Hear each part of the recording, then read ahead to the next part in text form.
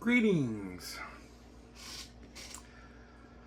Welcome to episode 3 of my Karen Diaries. I'm sorry it's been so long on this one since my last one, but these are, as I've said before, kind of hard to do, and I kind of have to feel when it's right for me to do them. And I don't want to be all mopey and sad through the whole thing, but I don't know. We'll see where it takes us today. But I have a lot to cover, and I'm going to try to keep it short enough to where I don't put all of you to sleep. So, I think I left off in the last episode where I was talking about her stomach pain and how she was nauseated for 6 months and had her chemo, and how she kept a lot of her hair for a while until more towards the end when they had to shave it. Most of the time they took her hair is because they had to do other surgeries. That's what took a lot of her hair. But the chemo and radiation kind of took some too. Mostly though, on this side of her, this side of her head, her right side, and it's kind of reversed in the phone. This is where her surgery happened, like in the back. And then she ended up having a shunt put in over here on this side because the drainage wasn't happening in the second to last surgery. They had to put a shunt in. That's what ended up killing her ultimately, was the shunt. I mean, it was the cancer, but the shunt led up to it. So basically how that happened was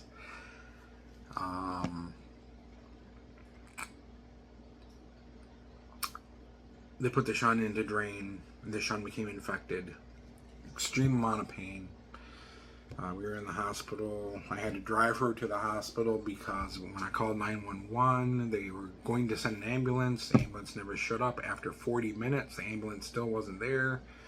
I got her in the car somehow. I made it, got her into the car, and called up 911, and I said, cancel your fucking ambulance because we're already on our way in. And they couldn't understand why I was driving her. It's like, because she's in extreme amount of pain, blah, blah, blah. I think I've kind of already covered this before. If not, well, here you go. But, we got there. She was in a lot of pain until they knocked her out with a bunch of meds. Did some tests, found the infection. I had to sign a permission form saying it was okay for them to do a surgery to take the shunt out. Antibiotics to kill the infection. A week later, put a new shunt in. Continue treatment. That was the plan.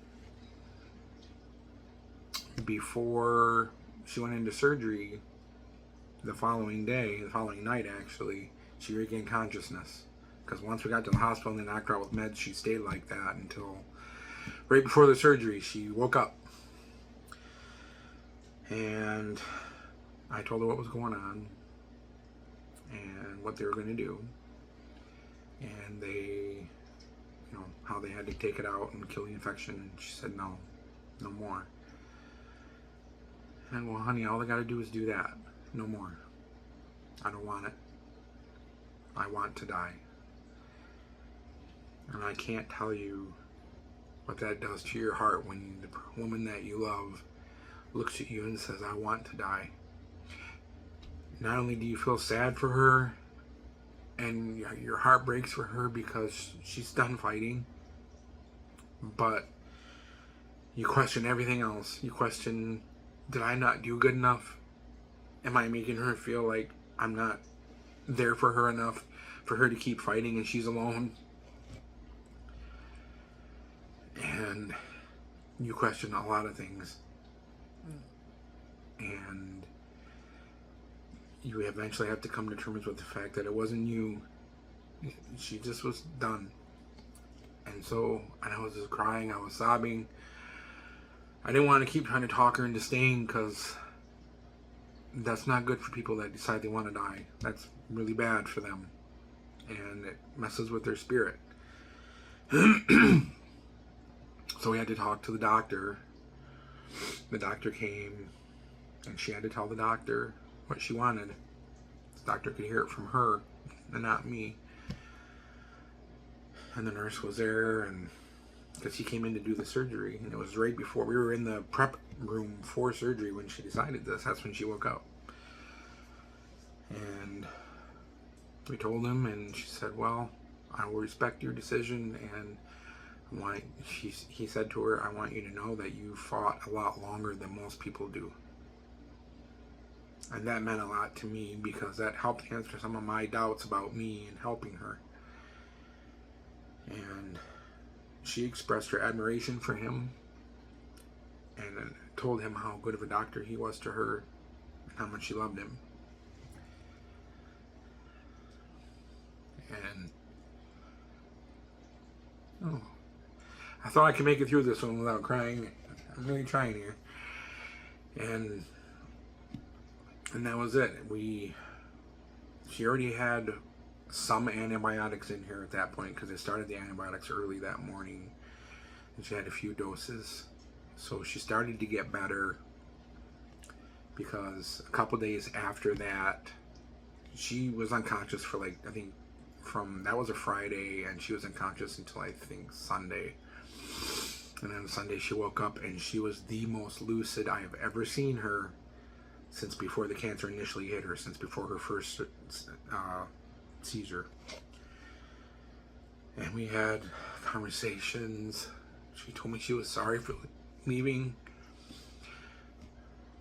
I asked her, is she sure this is what she wants to do? Because I have to know, for me, I have to know that this is what she wants, for sure, that she wants to die, because if she doesn't want to die, and I let her, couldn't live with myself for that. And she kept telling me yes, and I asked her several times, and I probably shouldn't have, and she told me yes each time. And we talked, and we told each other we loved each other, and it was a much needed conversation. We talked about what was going to happen at home with her son, with her car, what I was going to do afterwards.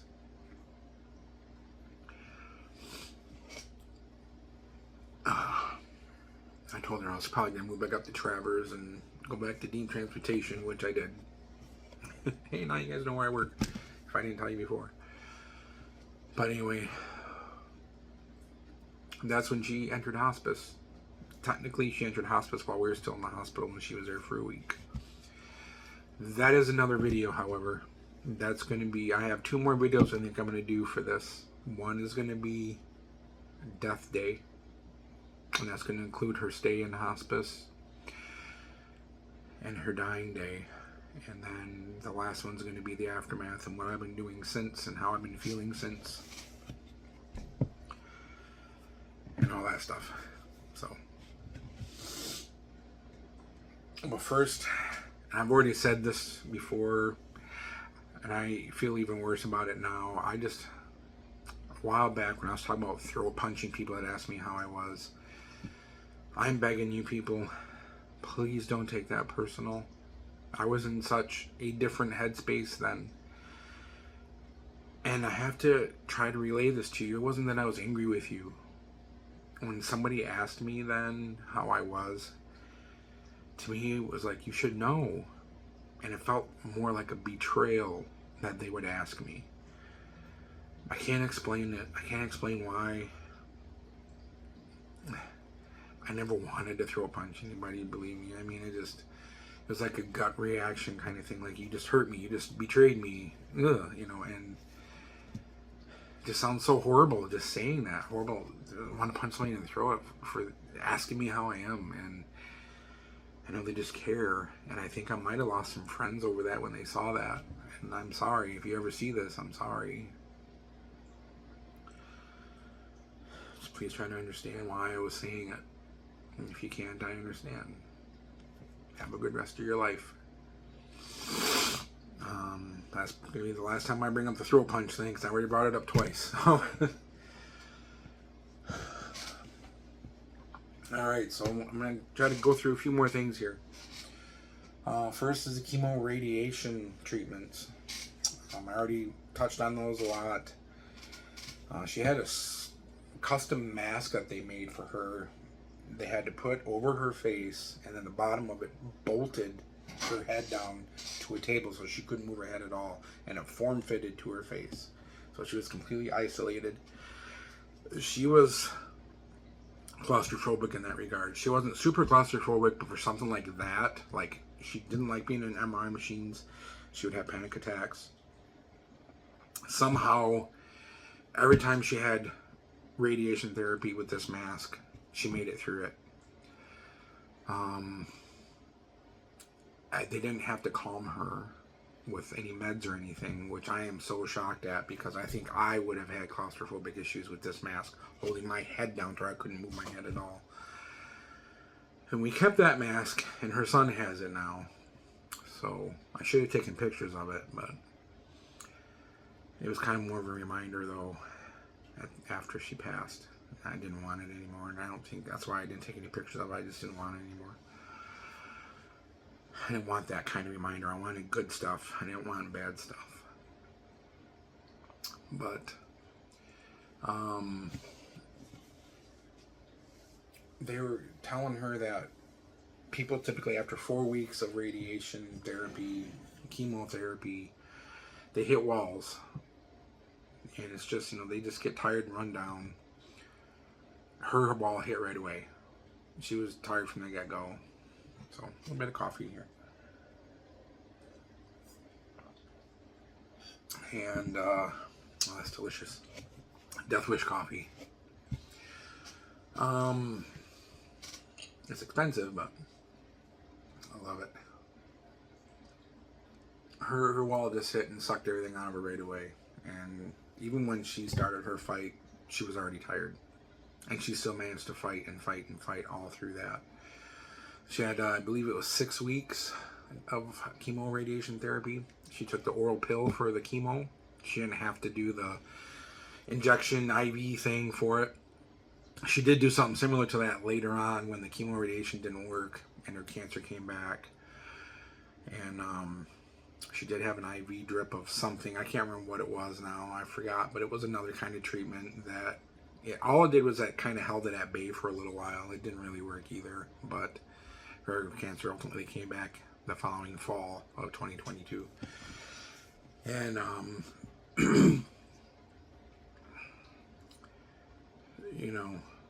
we went to Chicago to get a second opinion, and they said they can get like 98% of the cancer, which was really good news because we thought the surgeon here was saying they didn't want to do any more surgeries.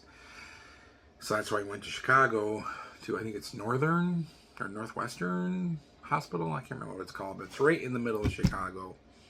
That was kind of a cool trip.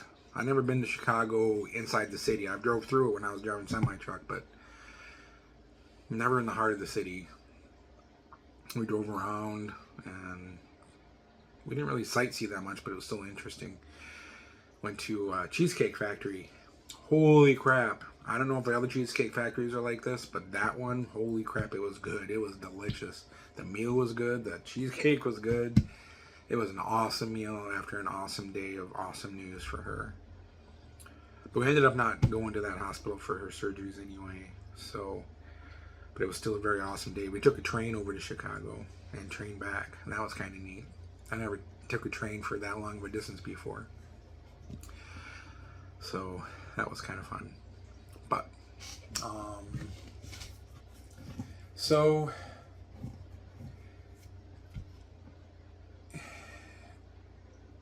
basically, it was just so many infections that she had. Every time she went for surgery, she ended up getting an infection.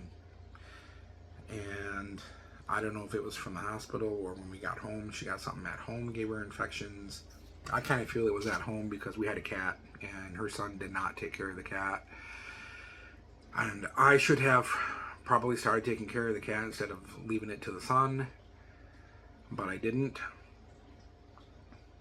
The litter box basically was, he fed her and stuff and all that. I had to remind him a lot to do it, but he didn't really take care of the litter box. And if you don't take care of a cat's litter box, there's a lot of bacteria that can get in there. And that cat would walk around on everything in the house, walk around on the couch, on the back of the couch, along the top of it. And that's where she would sleep. That's where Karen would sleep. And she had an open wound on her head. She couldn't keep it covered. And I'm betting that some of the bacteria from the cat got in there, and that's probably how she got infections. The last one was a staph infection. That's the one from the shunt. got into her spinal fluid, and that was bad. She had so much pain from that. Worst pain ever. She said it was worse, way worse than childbirth. And she gave birth twice. So I believe her. But she had so many infections, and she was so tired of the infections, so tired of all the antibiotic treatments. And I think that's what wore her strength down the most. And when I say that the shunt killed her, it's the infection with the shunt that drove her to give up. And when she gave up, when we went into hospice, that's when the cancer rampantly grew inside her head, and the infections grew. Now, we didn't do an autopsy afterwards, so I don't know if the cancer killed her, like finally grew into her spinal column, and pushed it, because that's what it was threatening to do, was grow up against it and push it out of the way and push it into things. And once that happens, everything shuts down almost immediately. Or it was infections that killed her. Don't know. She wasn't really showing signs of infection that was killing her to me. But I do think she had a stroke while she was in hospice, because she started talking really slow and slurred and things like that. But I don't know. I'm not a doctor, and I just don't know. It could have been the meds that was making her talk like that. She was in a lot of pain meds. That's how they do in hospice. They manage your pain. That's all they do. So, but you know, even after that very first surgery, way back in December of 2021, going into New Year's Eve, she was still in good spirits even after that first surgery. And somehow that night, after she woke up from it, the same night she had the brain surgery, she got up and walked into the bathroom and went to the bathroom with IVs and stuff on her. I was amazed at that. I'm like, I don't know if I could have done that. After brain surgery, you get up and go pee? But I don't know. I'm not well versed in that kind of stuff. I don't have experience with people that have had brain surgery, so I don't know what they can and can't do afterwards. I don't know what the pain is like. I don't know what their mental situation is like. So, but she was awesome. But the stomach pain thing, touching on that again, just to let you know, I mean, we did have a scope done to try and solve this stomach pain. They didn't find any ulcers. They didn't find anything. They had no reason for it. A nurse eventually found an infection again. And I think she found it in her blood or something. I don't know how she found it. I can't remember how it was that she found it, but she found an infection. And then they did tests on her and found it was an infection, and they treated that, and her stomach pain went away, and she was good after that. But that stomach pain, every time she ate or drank anything, would hurt her so bad to where she didn't want to eat anymore. She didn't want to drink anymore, and she had to force herself to eat.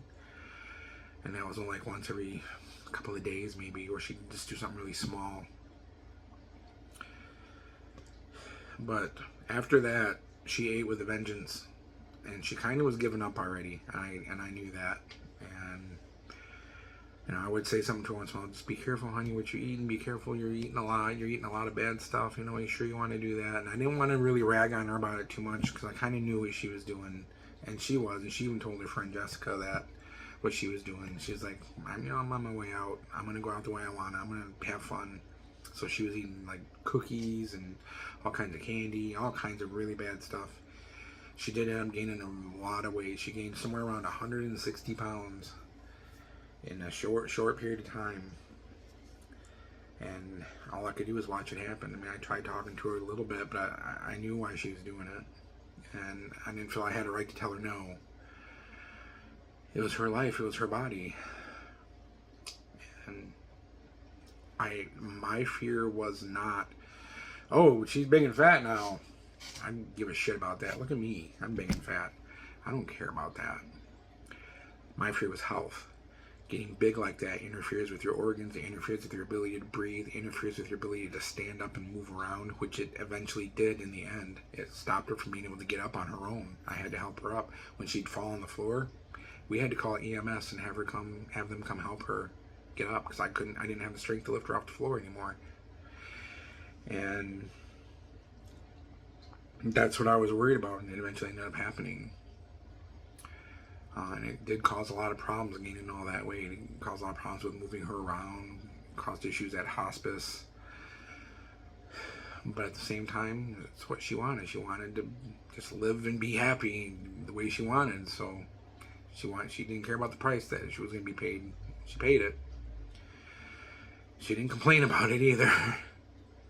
She really never complained. She complained about the antibiotics and the pain, but she didn't complain about everything else. Never really bitched about unfairness. But she slept all the time. Like all the time. She'd be awake maybe an hour to two every day.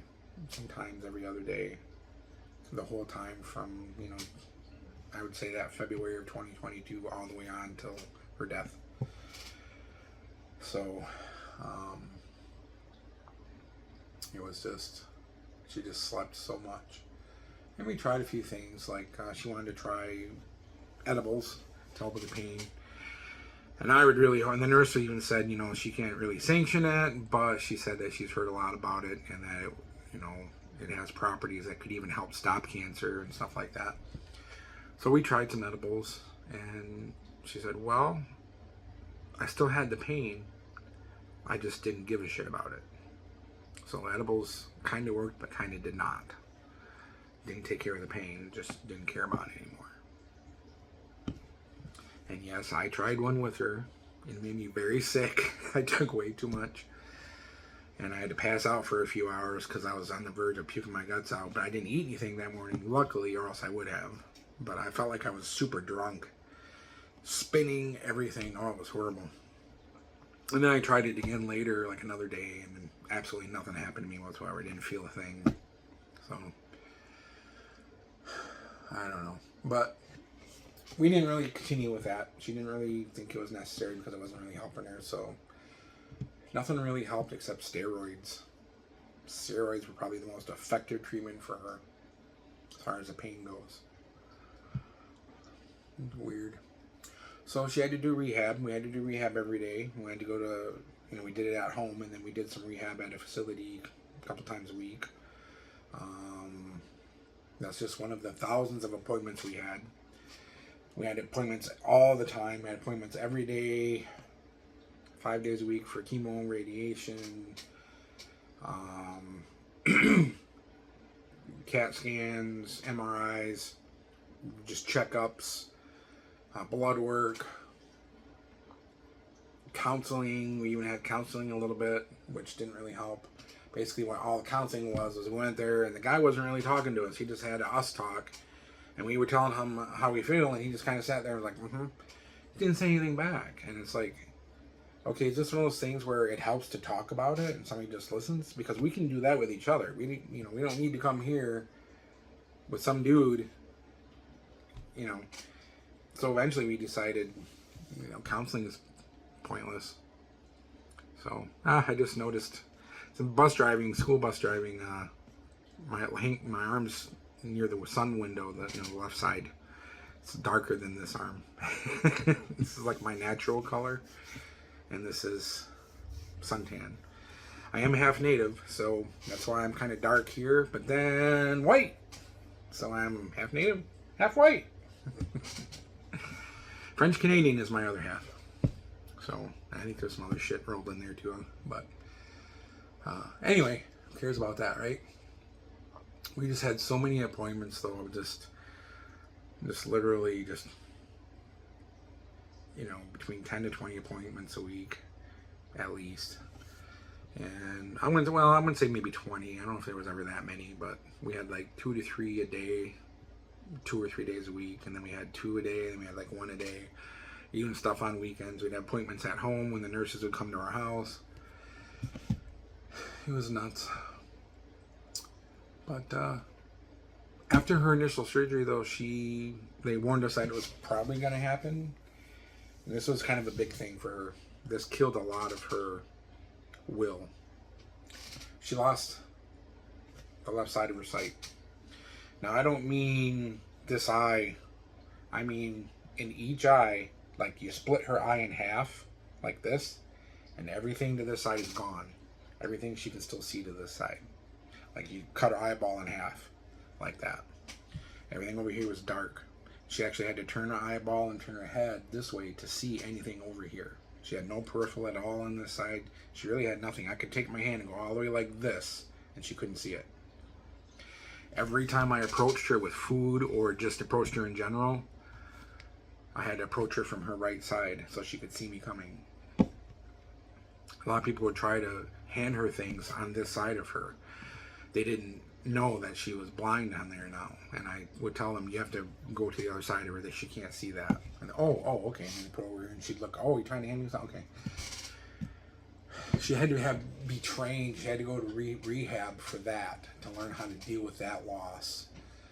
How to walk into a room. She had to learn how to walk into a room, which means she stops at a doorway. She feels the doorway, each side of the doorway where it's at. And then she goes to the bad side as far as she can look over until she sees the wall. And then she has to scan the room every time she goes into a room, so she knows where everything is. She had to learn how to anticipate where objects were. She had to learn how to not run into things. And she had to figure out and anticipate where her sight ended and where other things ended, like a wall. Like if she's using a wall to walk down, and like over here on this side, and it ends, she had to anticipate that because she wouldn't see it coming. We had a stairway that went down to our basement, and that scared the shit out of me because going into the kitchen, she could see it. Coming out of the kitchen that was on this side of her, she couldn't see it. And I was so afraid that she'd go near it and then lose her balance and fall down the stairs, because she did lose her balance from time to time. And we couldn't really block the stairs off that well. We could put a pet door over it, which I think we ended up doing, if I remember correctly. But if she falls on there with her weight, like anybody falls on one of those with their weight, they're going down the stairs. That's not going to stop them. That's more of a, hey, you're at the stairs now, be careful kind of thing. So that loss, she lost a lot of independence with that, but at the same time she also lost her driver's license because of the seizures. It was suspended, and she had to go so long without seizures, which she did. But then when she went to be evaluated to get her license back, because of her vision loss, she was no longer eligible. And that vision loss was permanent. She was never going to get that vision back. So they said the loss of her license was permanent, and that was heartbreaking for her. She knew she lost all of her independence at that point.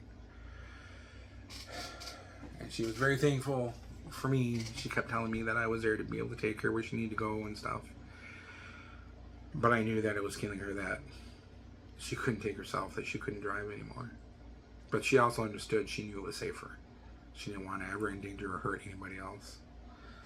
So that was kind of a big thing for her.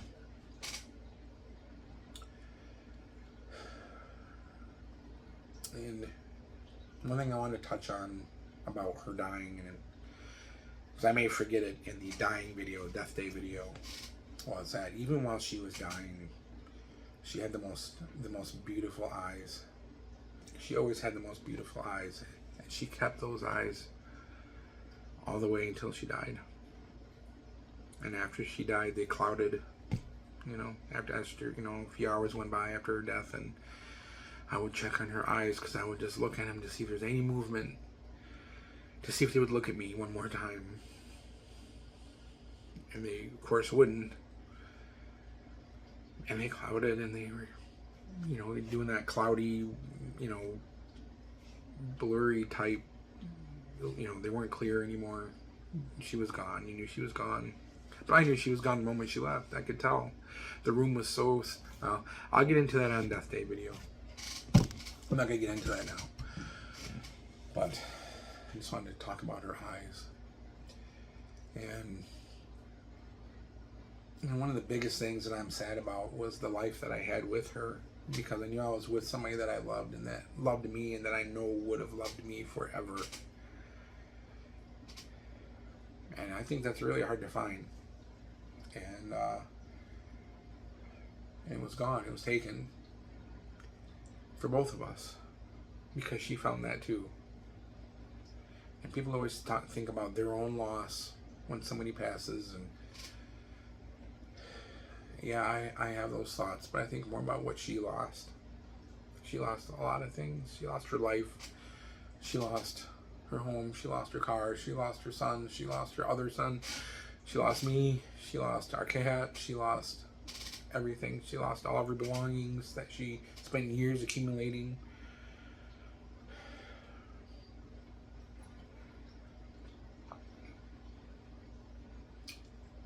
I didn't want, I mean, I was lonely before her, but I was okay with it. I wanted to live alone. And I didn't want to go back to that. And I don't want to go back to that. I want to go back to the life I had with her. But if I can't have her, I'm living alone. I don't want to be, around others. It just, it's not what I want. And I have a hard time being in public around other people still. But now it's easier now to force myself through it. I don't want to be there. I don't want to be around people, but I am. Like for instance, when people ask me how I'm doing, I don't get mad at that anymore. I don't have a gut reaction anymore like I was saying earlier in this video. I just have a standard answer. I'm still sucking air, and that's my answer. That's what I'm doing. I'm not making it up or trying to sound cool or something. I don't know if it sounds cool or not. I have no idea, but that's my standard answer every time because it's the only way I know how to answer. I don't want to get into details about myself. Most people don't care.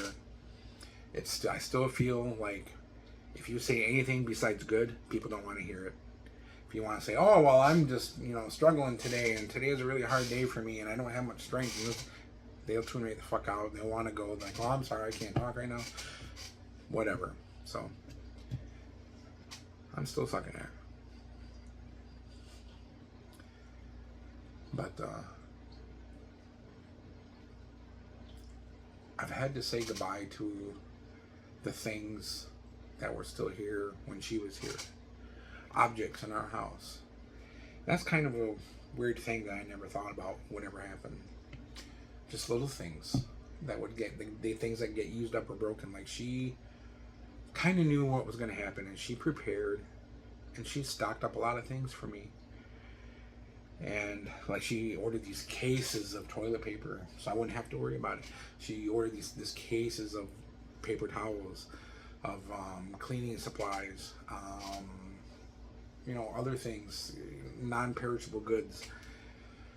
She just stocked up on things. We didn't do that before really. And so I had those things after she passed. And they've been getting used up as time goes on. And I've had to say goodbye to them because there are memories of her. And I'm going to share with you something that's you're probably going to think is really stupid. Things like air spray. Not hairspray, but air spray. Like we've had different kinds of air spray you keep in your bathroom for when you go to the bathroom. You want to make sure nothing's smelly. There were kind of sprays that she would use that I didn't use. And I was using those up. And I had to throw them away.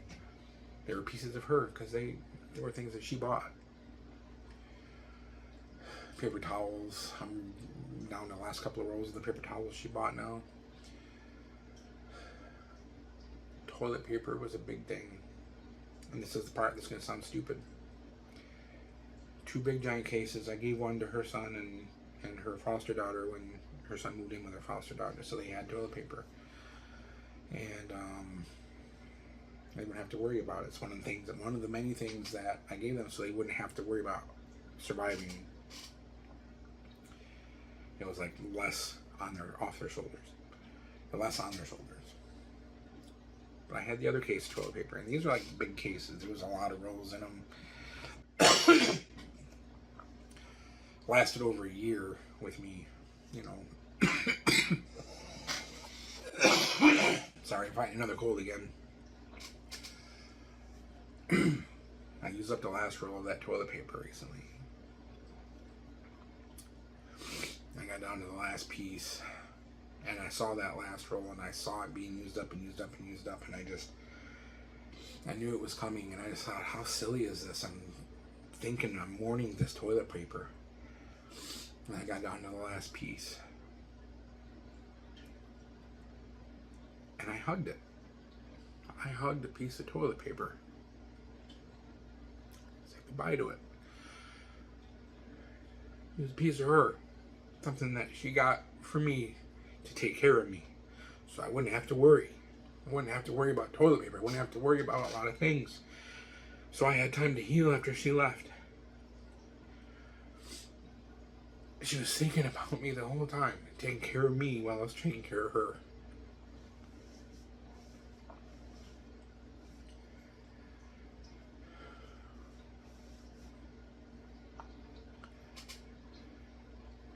And so I hugged a piece of toilet paper. I don't even think I use it. I think I just tossed it in the toilet. Too much information, right? But just things like that you just never think about until this happens. So I'm gonna leave this here for today, and I'm thankful for Goku being here with me. He's been such a pal, hanging out with me and putting up with all my shit. And I do want to show you guys this real quick. There's this sand thing I got from Temu shortly before my info was stolen and money was stolen from me from Temu. But the sand water thing. Sorry about the jewelry box behind it, but this water thing right here. This is all water. There's sand, different color sand in there, and then up here is air. That's what enables it to be able to fall and stuff and reposition. And you're supposed to be able to spin it, and it'll re-fall and just always create different pictures. And then one day I did it, and I created this, and it came down. What does that look like to you? Looks kind of like maybe a body of water with the shading, maybe dusk or, morning, early morning. Shoreline, land, looks like Lake Michigan shoreline, right? Right down in here. This looks a lot like the area where I spread her ashes over in Frankfurt. Because I walked down Frankfurt Beach. Frankfurt Beach is like down here. There's a lighthouse and stuff. And I walked up the beach, way up the beach, away from everybody, so the ashes wouldn't contaminate anything. And this area right in here looks like the area where I spread her ashes. So I have not moved this picture since it fell like this. So anyway, I'm covering the camera like an idiot.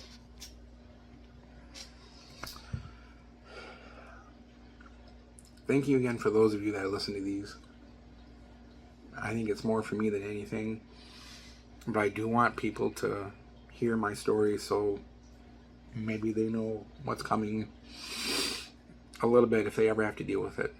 Or maybe they know they're not alone on how they feel. I just wish I could tell you how to deal with it, but I can't. I've never been taught. None of the counseling I ever got helped at all, not even a little bit. I've said this before, all they keep saying is it's normal what you're feeling, and that doesn't help at all. It doesn't matter if this is normal or not, that's not what I care about. I want to know how to deal with it, and I've just been dealing with it the only way I can. So,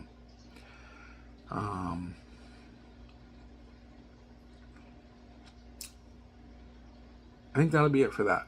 I think I want to thank you for watching. I want to thank you for listening to this. If you ever do go through this, I'm sorry. It's not going to be easy. It's going to be one of the hardest things you're ever going to do. And I wish I could help you, but I can't. So, thank you again. I do love you guys. And we'll talk to you again in the next episode, which should be Death Day. And then after that will be the aftermath. Okay?